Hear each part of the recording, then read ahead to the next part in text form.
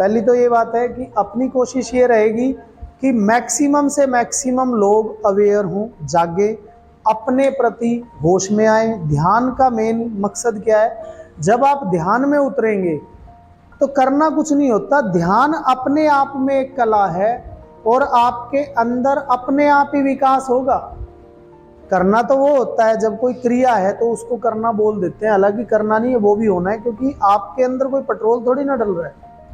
आप नेचुरल जीव हैं, खाना खाते हैं, उन चीज़ों से आपका शरीर चलता है। शरीर खाने से बनता है, मन विचारों से बनता है, और भाव, जिन्हें हम भाव कह रहे हैं, वो शक्तियाँ हैं। इन गहन तलों को अच्छी तरह पहले समझ लें। आपके अंदर शक्तियाँ हैं, काम, क्रोध, लोभ, मोह, उन्हीं के छोटे छोटे आयाम हैं। काम वासना का ही छोटा स्वरूप, जिसे आप गलतफहमी में प्रेम समझते हैं। जब कोई लड़का लड़की प्रेम करते हैं, जिसको आप ये कहते हैं कि जी प्रेम है, वो प्रेम नहीं है, वो वासना का ही एक छोटा रूप है, लेकिन वो शुद्ध होता जा रहा है। अगर आप फिर भी ध्यान को पकड़े रखते हैं, तब आपके लड़के लड़की के भेद हटने लगेंगे और प्रेम का एक नया आयाम पैदा होने लगेगा। तो अभी हम दोबारा से सेशन के थ्रू दोबारा डुबकी लगाएंगे उसी सरोवर में। आज मेरी वाणी को ध्यान से समझना, आपकी भी ऐसी होगी, काश आपकी वाणी ऐसी हो जाए। स्कूली शिक्षा का सबसे बड़ा काम ये होना चाहिए था कि हम इतने पोलाइट, इतने शानदार हों कि दूसरे के भावों को समझ सकें और अपने भाव उन्हें समझा सकें। आप भावनात्मक जीव हैं और भाव से ही काम चलता है। जितने जीव जंतु हैं सारे हैं, आदमी तोता पालता है, बिल्ली पालता है, बड़े प्यार से रहते हैं, वो कहाँ लड़ते हैं इंसान से। इंसान में कुछ शक्तियाँ हैं जो मरते दम तक खत्म नहीं होती। पहले इस नियम को समझ लें।